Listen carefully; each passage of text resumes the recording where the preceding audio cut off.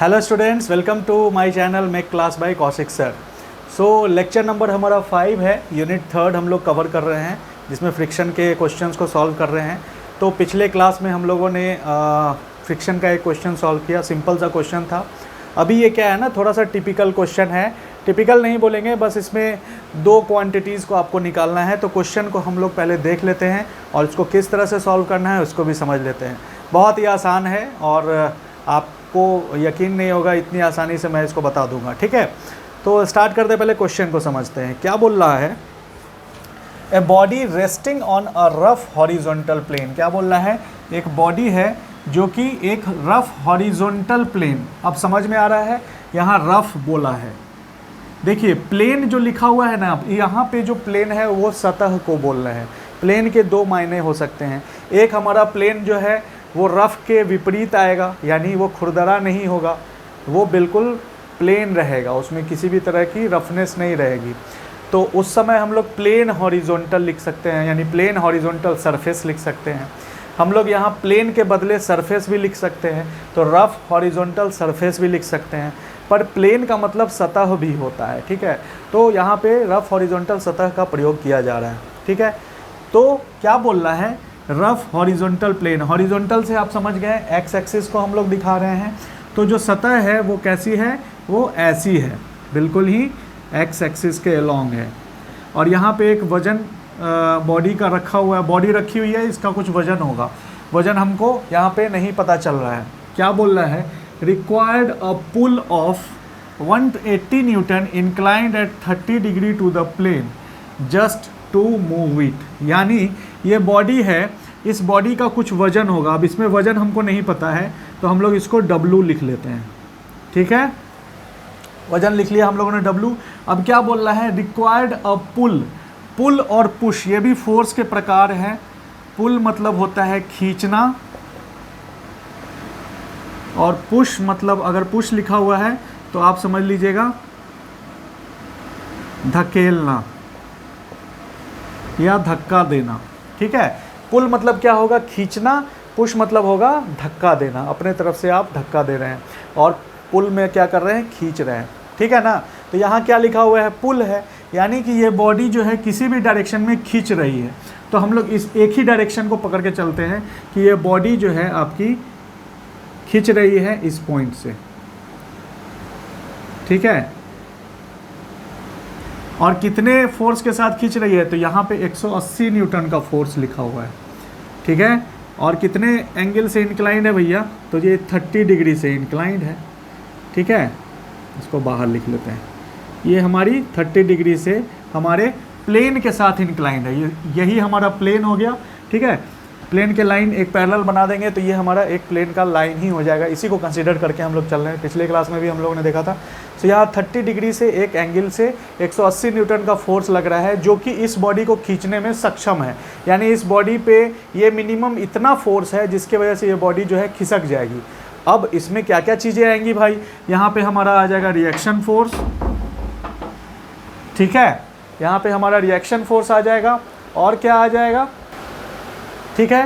तो यहाँ पे इंक्लिनेशन का कॉन्सेप्ट समझ में आ रहा है कि ये बॉडी जो है हमारी इस फोर्स के वजह से इंक्लाइंड है। तो अब हम लोग जो है रिएक्शन फोर्स इसमें डालेंगे, ये हमारा R हो गया, ठीक है। अब ये जो बॉडी है ये हमारी खींच रही है किस तरफ, उस तरफ खींचते हुए जा रही है, ठीक है। तो जब उस तरफ खींचते हुए जा रही है तो फ्रिक्शन फोर्स हमारा किधर लगेगा, अपोजिट डायरेक्शन में लगेगा। तो यहाँ पे हम लोग बना लेंगे फ्रिक्शन फोर्स F = μr, ठीक है। F = μr। अब देखिए ये हमारा एक केस दिया हुआ है, आगे पढ़ते हैं। इट वॉज फाउंड दैट, तो ये पता चला कि अ पुश ऑफ 220 न्यूटन। अब क्या हो रहा है, ये भी पता चला है कि एक पुश है। पुश का मतलब क्या होगा, धकेलना। यानी कि दूसरा एक फोर्स जो है लग रहा है 220 न्यूटन का, इंक्लाइंड है 30 डिग्री से, वो भी 30 डिग्री से ही इंक्लाइंड है प्लेन के। उसके वजह से भी बॉडी जो है मूव हो गई, समझ रहे ना। वो मिनिमम एक फोर्स थी जो पुश के लिए यूज़ कर रहे थे, उसके वजह से भी बॉडी हमारी मूव हो गई, और वो भी 30 डिग्री से हमारी इंक्लाइंड थी, ठीक है। तो determine the weight of the body, क्या पूछ रहा है, वजन निकालो बॉडी का एंड कोफिशिएंट ऑफ फ्रिक्शन, और कोफिशिएंट ऑफ फ्रिक्शन निकालो। तो ये तो हमारा पहला केस हो गया। दूसरे केस में क्या होगा भैया कि ये 180 न्यूटन नहीं होकर के, पुल था 180 न्यूटन, अब हमारा पुश हो जाएगा, यानी कि इसका डायरेक्शन जो है इधर बदल जाएगा और इसका वैल्यू हो जाएगा 220 न्यूटन। बाकी सारी चीज़ें वैसी की वैसी ही रहेगी, ठीक है। तो दो केसेस आएंगे तो हमारे पास दो इक्वेशंस बनेंगे, ठीक है। तो मैं उन दोनों केसेस को पहले डिस्कस करता हूँ और फिर अलग अलग से हम लोग सॉल्व करके उसको एक फाइनल वजन और कोफिशिएंट ऑफ फ्रिक्शन को निकालेंगे। वजन निकालना है यानी कि W को निकालना है और इसका कोफिशिएंट ऑफ फ्रिक्शन निकालना है, ये जो म्यू है इसको निकालना है, ठीक है। तो अब हम लोग थोड़ा सा यहाँ पे कुछ डिज़ाइन करते हैं और दो केसेस बनाते हैं, ठीक है। चलिए, तो ये मैंने यहाँ क्वेश्चन को हटा दिया है और इस जो केसेस हैं उनको डायग्राम के थ्रू यहाँ पे दिखाया है। पहला केस जो है वहाँ पे 180 न्यूटन का पुल हो रहा है, दूसरे केस में 220 न्यूटन का पुश हो रहा है, यानी धक्का पड़ रहा है, इसको उधर से फोर्स लग रहा है और यहाँ पे फोर्स उधर की ओर लग रहा है, ठीक है। दोनों केसेस अलग हैं, तो एक एक करके केस को सॉल्व करते हैं। सबसे पहला केस 1 है, तो पहले इसको सॉल्व करते हैं। क्या करेंगे कि हमारा बॉडी जो है इधर खींच रहा था, वजन नीचे था, तो फ्रिक्शन फोर्स हमारा इस तरफ लगेगा, ठीक है ना, और रिएक्शन फोर्स ऊपर की ओर लगेगा। ये 4 फोर्सेस लगेंगे। तो इनका यदि फ्री बॉडी डायग्राम बनाते हैं तो ये कैसा बनेगा, देखिए छोटा सा ही बना देता हूँ मैं। यहाँ पे 180, इसमें यूनिट नहीं लिखना है, ये हो गया 30 डिग्री से, ठीक है। वजन नीचे की ओर आ रहा है, ये हमको निकालना है W। R1 ऊपर की ओर आ रहा है और इधर फ्रिक्शन है, तो यहाँ हम लोग लिख लेते हैं सीधे म्यू R1, F1 बराबर म्यू R1। यहाँ F1 और F2 हमने लिया है, ये क्यों लिया है ये आपको बाद में पता चलेगा, क्योंकि दो अलग अलग केसेस हैं। म्यू तो आपका कांस्टेंट रहेगा क्योंकि ये एक ही सतह है, सतह अलग नहीं है, तो हर एक सतह जो होती है उसका कोफिशिएंट ऑफ फ्रिक्शन कांस्टेंट रहता है, ठीक है। सतह जितनी खुरदरी होती है उतना कोफिशिएंट ऑफ फ्रिक्शन रहता है। उसके साथ साथ वजन भी हमारा कांस्टेंट रहेगा, इसीलिए हम लोगों ने W ही यहाँ पे लिया है। यहाँ भी W लिया है, यहाँ भी W लिया है, म्यू भी यहाँ भी म्यू लिया है और यहाँ भी म्यू जो है हमने यहाँ पे लिया है, ठीक है। तो ये आप फ्री बॉडी डायग्राम को समझ गए हैं।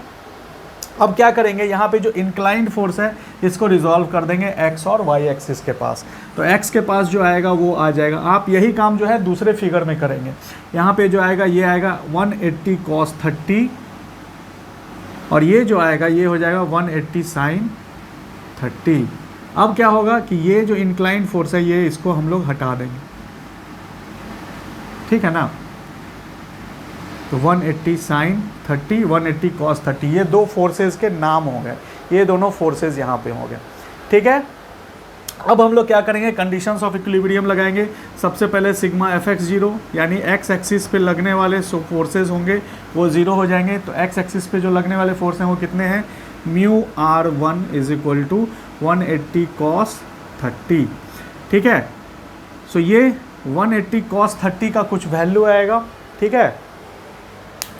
तो 180 cos 30 का वैल्यू जो आएगा वो हो जाएगा, सो ये हो जाएगा 155.88।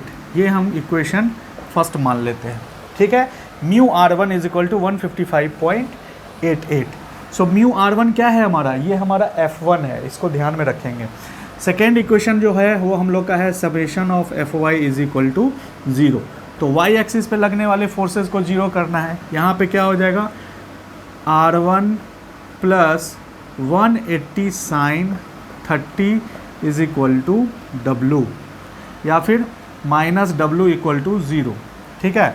तो यहाँ से हम लोग क्या कर सकते हैं, माइनस W को उधर ले जाएंगे तो क्या होगा, वो प्लस W हो जाएगा। इक्वेशन में हमारा ये 0 हट जाएगा, इक्वल टू W हम लोग डायरेक्ट कर लेते हैं, ठीक है। तो यहाँ पे ये कुछ इस प्रकार का इक्वेशन आता है।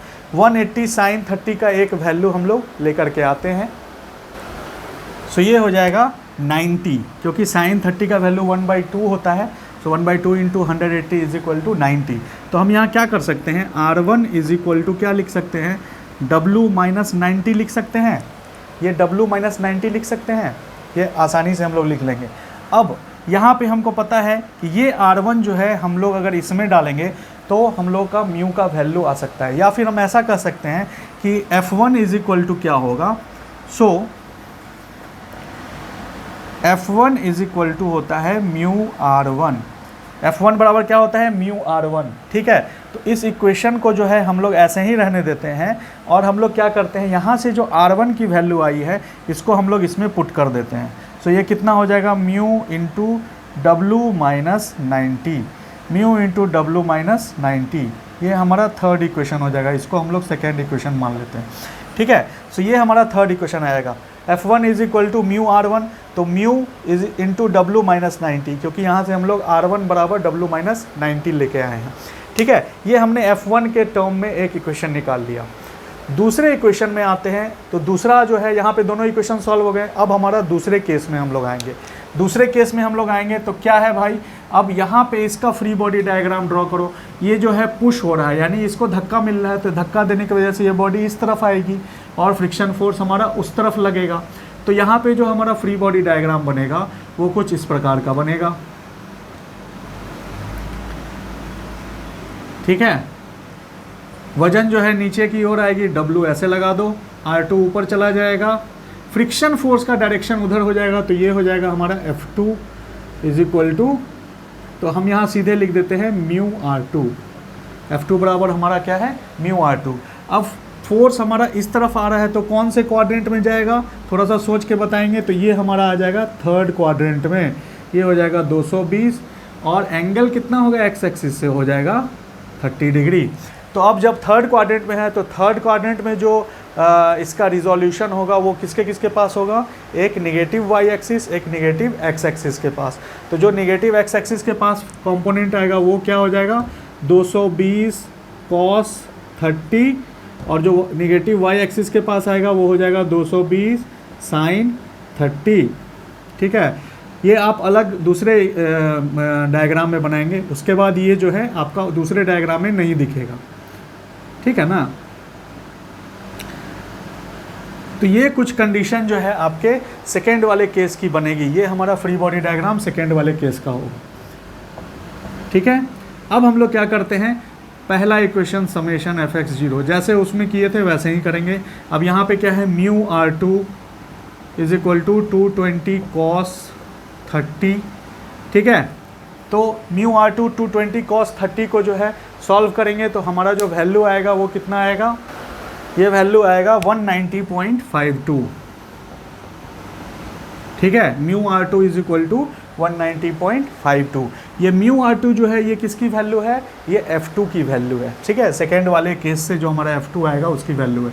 इसको आप क्या कर सकते हैं, इक्वेशन यहाँ थर्ड था ना, इक्वेशन आप इसको फोर्थ कर लीजिए, ठीक है। अगला जो इक्वेशन है वो हो जाएगा समेशन ऑफ Fy0, ठीक है। ध्यान से देखते चलिए, सारी क्वेश्चन जो है आपको सॉल्व समझ में आती जाएगी, ठीक है।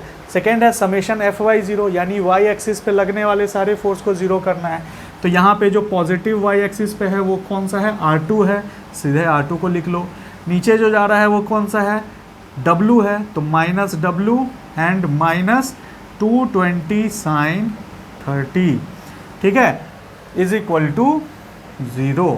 तो यहाँ से जो है 220 sin 30 का वैल्यू निकाल लेंगे तो वो कितना आएगा, ये कुछ हमारा वैल्यू आएगा, ये वैल्यू आएगा 110, क्योंकि sin 30 बराबर होता है 1/2 इंटू 220 क्या हो जाएगा 110। तो यहाँ से हम लोग क्या कर सकते हैं, R2 बराबर क्या कर सकते हैं, W प्लस 110 लिख सकते हैं, ठीक है। R2 बराबर क्या लिख सकते हैं, W प्लस 110। अब सेकेंड जो कंडीशन है वो हमारी क्या है, F2 is equal to mu R2 है। F2 इज इक्वल टू क्या है, म्यू R2। तो यहाँ से जो R2 है इसको आपके लिए इक्वेशन फिफ्थ, यहाँ से जो R2 है इसको हम लोग इसमें डाल देंगे इस इक्वेशन में, तो ये कितना हो जाएगा, म्यू इंटू W प्लस 110, ये हमारा हो जाएगा इक्वेशन सिक्स्थ। अब आपके पास दो इक्वेशंस आ गए, एक आ गया F1 के टर्म में mu into W minus 90, F1 is equal to, और दूसरा F2 is equal to mu into W plus 110। अब हम लोग क्या करते हैं, इन दोनों इक्वेशंस को जो है हम लोग डिवाइड कर लेते हैं। तो थोड़ा मैं यहाँ पे जगह बना लेता हूँ, ठीक है। चलिए तो हमारे पास जो फर्स्ट इक्वेशन आया था उसमें हम लोगों ने म्यू r1 की वैल्यू निकाली थी। म्यू r1 हमारा f1 के बराबर होता है, वो आया था 155.8, उसको मैंने यहाँ लिख दिया है, ठीक है। सेकेंड केस में f2 में जो हमारा फोर्थ इक्वेशन था वो कितना आया था, म्यू r2 बराबर 190.5, तो मैंने यहाँ भी 190.5 लिख दिया। ये मैंने ऐड किया है, थोड़ा सा वो मिट गया था तो मैंने यहाँ आपको रिमाइंड करा दिया, आपने भी ऐड किया ही होगा। चलिए, तो अब हम लोग क्या करते हैं, डिवाइड करते हैं इस इक्वेशन को इस इक्वेशन से, ठीक है, इस तरफ में। सो डिवाइडिंग, अभी क्या है, इसको भी मिटा दो, थोड़ा सा जगह और बन जाएगा हमारे पास, इधर इसको भी मिटा दो, ठीक है। अब हम लोग क्या करते हैं, इस बीच वाली लाइन को ख़त्म कर देते हैं, केसेस अलग अलग थे, समझ में आ गया। अब हम लोग क्या करते हैं, डिवाइडिंग इक्वेशन 3 बाय इक्वेशन 6, ये हमारा कौन सा इक्वेशन है, इक्वेशन 6 है। डिवाइड करेंगे तो क्या होगा, 155.8 बटे उधर हो जाएगा 190.5 is equal to mu into W minus 90 बटे म्यू इंटू डब्लू प्लस 110। तो यहाँ से म्यू और म्यू कट जाएगा और यहाँ से जो है हम लोग डब्लू की एक वैल्यू निकाल सकते हैं। सो क्या करेंगे, क्रॉस मल्टीप्लिकेशन करेंगे तो इधर आ जाएगा 155.8 इंटू डब्लू प्लस 110 बराबर 190.5 इंटू डब्लू माइनस 90, ठीक है।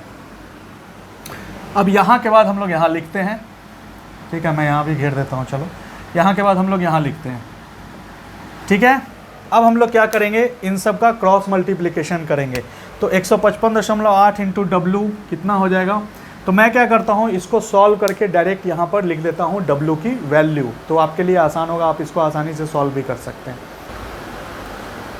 चलिए, तो हम लोगों ने क्या किया है, इसको थोड़ा सा सॉल्व किया है। तो यहाँ पे जो था आपका 155.8 इंटू डब्लू प्लस 110, यहाँ पे हम लोगों ने इसको क्रॉस मल्टीप्लाई करके यहाँ से गुना करके यहाँ लिख दिया। इधर था 190.5 इंटू डब्लू माइनस 90, हम लोगों ने गुना करके उतना लिख दिया।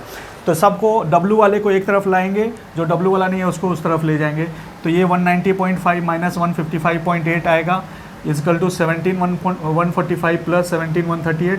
इसको सॉल्व करके डब्लू का जो वैल्यू आएगा वो आएगा 987.98 न्यूटन। ये अप्रॉक्स वैल्यू है जो प्लस माइनस 50 के आसपास में कंसीडर की जाएगी। यानी अगर आपका वैल्यू 1000 के अप्रॉक्स आता है तब भी आंसर सही है, अगर वैल्यू 950 आता है तब भी आंसर सही है, 960 आता है तब भी सही है, पर 900 के नीचे नहीं आना चाहिए, ठीक है। तो प्लस माइनस 50 तक कंसीडर किया जा सकता है। अगर वैल्यू थोड़ी कम है तो प्लस माइनस 5 या 10 या प्लस माइनस 20 हम लोग कंसीडर करते हैं, पर अगर यदि वैल्यू आया है आपका इतना तो आपका आंसर बिल्कुल सही माना जाएगा। अब हम लोग क्या करेंगे, म्यू की वैल्यू निकालेंगे, क्योंकि आपके पास डब्ल्यू आ चुका है, जो वजन था वो आप निकाल चुके हैं, म्यू की वैल्यू निकालेंगे। सो म्यू की वैल्यू निकालने के लिए आपके पास कोई सा भी इक्वेशन आप यूज़ कर सकते हैं, 6th इक्वेशन यूज़ कर सकते हैं या 3rd इक्वेशन यूज़ कर सकते हैं, कोई सा भी कर सकते हैं। मैं यहाँ पे 6th इक्वेशन यूज़ कर रहा हूँ, ठीक है। तो putting the value of W in equation 6, यहाँ लिखते हैं putting the value of W in equation 6, छठे इक्वेशन में डब्ल्यू की वैल्यू पुट कर दीजिए, तो क्या आ जाएगा 190.5 is equal to mu into W का वैल्यू आया है 987.98 प्लस 110, ठीक है। अब इसको हम लोग सॉल्व करके यहाँ पे एक वैल्यू ला सकते हैं डब्ल्यू म्यू की, ठीक है। तो मैंने क्या किया है, इक्वेशन को सॉल्व किया है, आगे चलते हैं हम लोग। तो यहाँ पे देखिए 190.5 है, इसको ऐड करेंगे तो 1097.98 हो जाएगा, म्यू इसके साथ गुना हो जाएगा, फिर म्यू का वैल्यू के लिए हम लोग क्रॉस मल्टीप्लिकेशन करेंगे तो ये कुछ वैल्यू इस प्रकार से आएगी और आंसर हो जाएगा 0.17। बुक में भी इतना ही है 0.17, तो आपका आंसर जो होगा बिल्कुल सही माना जाएगा, ठीक है। तो इस प्रकार से जो है हम लोग डब्ल्यू और म्यू को कैलकुलेट कर सकते हैं। देखिए टोटल 20 मिनट लगे हैं इस सवाल को करने में, चूँकि मैं समझाते हुए बना रहा हूँ, और यदि आप एक एक पॉइंट्स को समझते हुए चल रहे हैं आगे तो कैलकुलेट करने में आपको दिक्कत नहीं आएगी, ठीक है। थोड़ा सा कैलकुलेशन आपको करना होगा। तो इस प्रकार से दोनों केसेस के लिए हम लोग दो केस को मिला करके दो टर्म्स को, दो अननोन क्वांटिटीज़ को सॉल्व कर सकते हैं, ठीक है। तो नेक्स्ट क्लास में हम लोग मिलते हैं एक नए क्वेश्चन के साथ, जिसमें हम लोग इंक्लाइंड प्लेन के लिए देखेंगे। जो हमारा अगला टॉपिक होगा वो इंक्लाइंड प्लेन के लिए होगा, ठीक है। ठीक है, तो ध्यान से देखिए, हो सकता है क्वेश्चन आपको एग्ज़ाम में जो है निश्चित रूप से मिल जाए। ठीक है, चलिए मिलते हैं अगले क्लास में, तब तक के लिए ध्यान रखिए, धन्यवाद।